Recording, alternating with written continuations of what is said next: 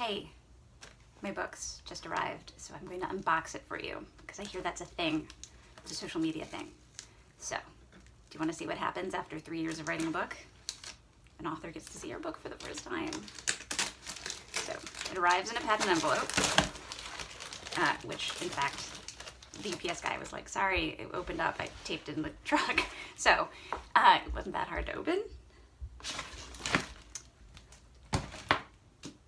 And there it is. After 3 years, your book has mass. Your ideas on a page are now in a package. So, here it is, the cover. Girl on a bicycle, Normandy, blowing up around her. Planes over the skies, which is what happened in the Battle of Normandy. D-Day girls, the spies who armed the resistance, sabotaged the Nazis, and helped win World War II. And it has this incredible quote from Erik Larson. Gripping. Spies, romance, Gestapo thugs, blown up trains, courage and treachery. Lots of treachery. And all of it true. That's a really big compliment from Erik Larson. So, and it's this kind of beautiful matte paper.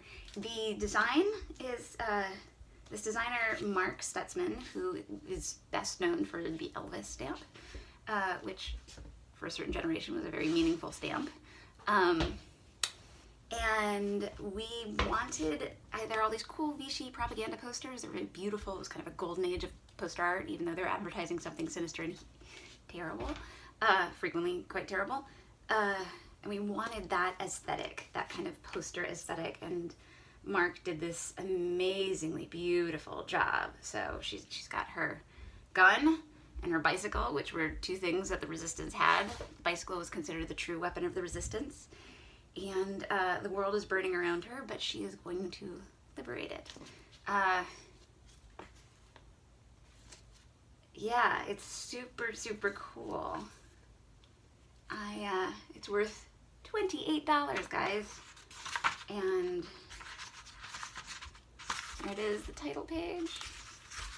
It's really, and it is dedicated to my dad, for Gerald Rose. He fought for Title IX. He was an early litigator in the Title IX space. He took a case to the Supreme Court called Cannon versus University of Chicago, and won, and that established a Title IX private right of action. There's my picture, just taken by a friend and writer, Maria Smilios, very talented writer, extremely talented photographer. You will read her book soon. And yeah, I mean, orange, favorite color, very cool, very dramatic, very easy to spot on a shelf. I hope people will spot it. I mean, it's just, yeah, I love the matte paper. I love it. I mean, I've been loving the cover for 6 months. We see the cover 6 months before we get a book. But there's something about holding it for the first time. Yeah. See, I got to see what it looks like without the cover. I know that's a little weird, because how often am I going to see it without the cover? But on my first book, they had my initials embossed, so I didn't know for like the first year.